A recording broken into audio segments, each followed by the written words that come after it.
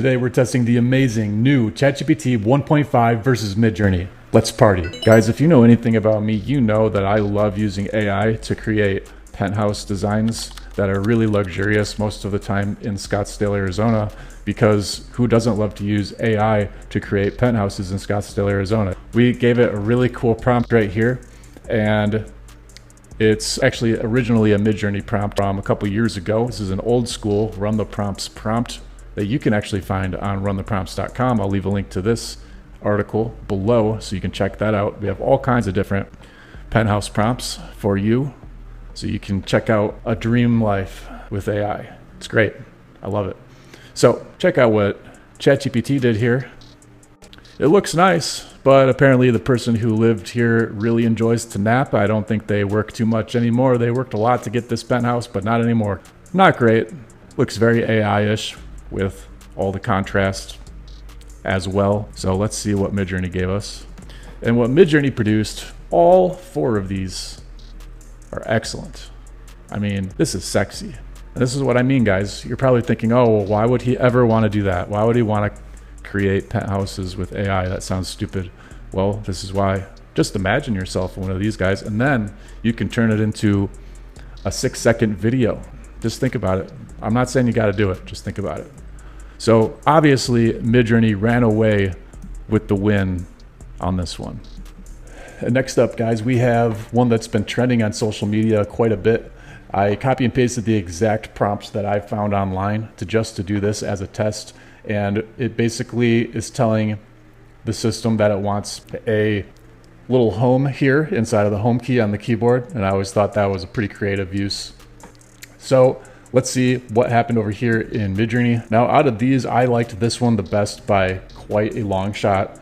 Now, the one thing that this doesn't do is it didn't follow some of these instructions, like next to the P, G, and H character. It's next to the P and the G, but not the H. I don't know if anybody else cares about that, but it didn't follow the instructions quite as well. And then when you look at some of these other ones, I mean, there's a bunch of gibberish on these keys, and this does not have a G key. So overall, I would have to say this one goes to our friend over here at ChatGPT. This was a bit more artistic. As you can see on the wall, you have some different scribblings and things that they put on the wall apparently. ChatGPT overall did just a nicer, cleaner type of job and really captured what we were looking for here in this prompt. All right, guys, so if you work in a corporate environment or an office building, you know that it's a real pain in the ass when someone says happy holidays. It's really cringe and it's annoying and it's so politically correct. I just hate it personally.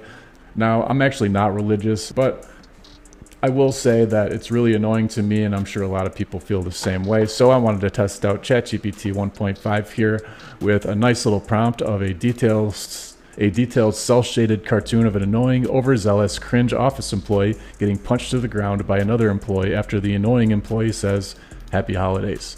And what ChatGPT delivered was exactly what I was looking for. And it included details in here that I didn't even know I wanted. There's a girl in the back completely losing her mind and having some kind of panic attack. There's some guy in the background here with deer in the headlights type of look. The only thing it really didn't get right is 2 pairs of glasses here. Now, obviously, this guy was not wearing 2 pairs of glasses, I don't think.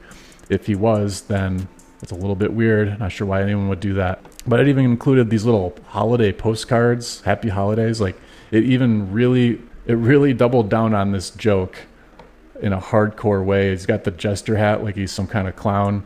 I mean, just the stereotypical guy that you'd probably want to punch in the face. So big fan of that. So let's check out what Midjourney did.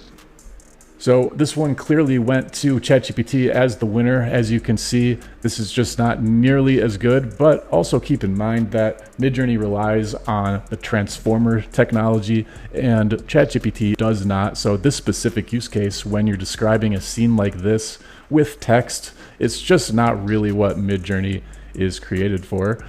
But you can see the clear distinction here between this and this, which is exactly what I wanted. Now, there's one other little thing it got wrong. This little tiny apostrophe here above the H, that's not supposed to be there either, but between the glasses and that, this is basically exactly what I wanted. And for this one over here, we got a guy wearing an expensive black suit. His face is obscured by a black cloud, has flames emerging from it in a Thai city. This looks pretty good for sure. I think ChatGPT did a good job of this. Let's zoom in a little bit. Okay, so it followed the instructions really well. So Midjourney's looks a lot more cinematic, as you'd probably expect. It looks more realistic. It looks borderline photorealistic. And I'd have to say that Midjourney did a better job here, really capturing the spirit of what we were trying to do here. I think all four came out pretty good, but the first one and this last one here are definitely exactly what we were looking for. Okay guys, so now I wanted to see what it would look like if Apple created a TV, but not just any TV, a TV with a notch. Just like the iPhone, the iPad, the MacBook, they all have notches. I hate it. I love Apple, but I don't like the notch. I think that was a horrible design decision. So let's see what it looks like. So we have basically exactly what I just described right here as the prompt. And I also wanted it to say this. And look at what ChatGPT 1.5 was able to deliver to us. With the exception of the additional white space, this is exactly what I wanted.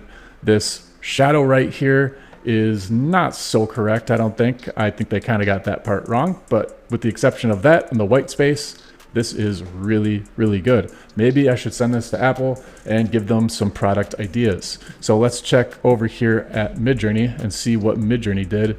Now remember what I said about the text in Midjourney. Okay, so as you can see, did not do nearly as good of a job. It looks like what it did is it took all of the TV advertisements it was trained on and just regurgitated it basically and added in the Apple logo, added some gibberish text, added Mabel, whatever the hell that means. I mean, these just really aren't good at all. So if you're looking for mock advertisements like this with text with very, very specific themes, especially if you're trying to copy corporate imagery and themes from another brand, you're going to want to go with ChatGPT, but don't break the law. This is just for a joke. And for this one, guys, we want to get a portrait of a beautiful Asian girl in Tokyo in 1997, digital camera style. And you can see that this is a significant improvement over what ChatGPT was originally able to do in terms of realistic photographs. So this looks just about as real as you can get. And look at those Japanese characters on the signs. Now, the benefit of Japanese characters on an AI generated sign is that, well, my audience probably has no idea if those came out the right way or not, because I don't think I have any kind of an audience in Japan and I can't read Japanese characters either. So we're just going to assume those came out right. And let's check over here into Midjourney. I'd say this one was more or less a tie. So it's a bit more stylized, as you can see, versus ChatGPT, which was basically just a standard portrait. So in this case, I guess I'm going to give it to Midjourney because it did follow the instructions a little bit better and it is more stylized. It's just a better overall detailed look. All right, guys, so a lot of people are all about the VR headsets these days, right? You see the kids wearing them to school. You see people on the bus wearing them, on the airplane, everything like that. So I wanted to see what it might look like if there was an anime and there was a scene in the anime where someone was wearing a VR headset while driving off a cliff because, well, maybe you shouldn't be driving while wearing a VR headset. So we wanted to create a detailed anime third-person perspective of an Asian guy driving a sports car off a cliff while wearing a VR headset, cell shading, hit television series. And as you can see, it did a good job. And I ran it again to get another one. And this one actually included some water over here on the right to show that, yes, in fact, he did drive off a cliff, which is reassuring because that's what I wanted him to do. And I thought this came out real nice. You got the shiny textures on the car. You have the dirt. Very nice job. So let's go over here and check what Midjourney did. That's not eligible either. This one also did not follow the instructions of driving off a cliff. But this one, to me, this looks like he's driving off a cliff for sure. He's not even staring in the right direction, which adds to the realism because he's so captivated by what's inside of his VR goggles. He couldn't even put his face in the right direction. So this looks good. If we want to go by just this example and we want to compare it to this one, honestly, I'd say it's a tie. That one has more detail. It's more artistic, as you'd expect from Midjourney. This one just looks cooler though. Like I could see myself wanting to watch this one because it just looks more cool. But this one looks a little more retro, more detailed. So we'll say it's a tie. Green Eye Gangster has a full prompt right here. This is a Midjourney prompt. We wanted a giant evil male character with a backwards hat, looking up at someone smoking a cigarette, glowing green eyes, dressed as a gangster in front of a neon hallucinations, mecca, etc., etc. And what's interesting about this, guys, is with this new GPT 1.5, we can see that these Midjourney parameters actually translated over correctly here in ChatGPT. So we wanted the aspect ratio to be 4:3. We got a 4:3. We added a sref code right here for a style. Obviously, it's not going to know that, so we can forget about that. But then we added the stylize right here for 700, and that's where I think it actually picked up the stylized code too, because it's familiar with Midjourney prompts, because it's been trained on so much information. I really do think that. And at the very, very least, it picked up the AR43, because we do have that aspect ratio. Now, overall, I think this did a pretty damn good job. But when we take a look at what Midjourney did, it's really, really going to blow your mind versus this one. And when we hop over here to Midjourney, we can see the exact same prompt. Again, this is a Midjourney prompt, but we can see that the same prompt ended up with a much, much better result. I mean, this looks like a real piece of work. And I really think that because it includes some keywords here that are very, very specific to different pieces of art, like we got this guy's name, we got mecha anime, because Midjourney was trained on so many individual pieces of art. I don't know their exact training set, but that's why I think this came out so incredibly good. And we know that Midjourney does specialize in the artistic flair, so to speak. So this one definitely goes to Midjourney as the winner.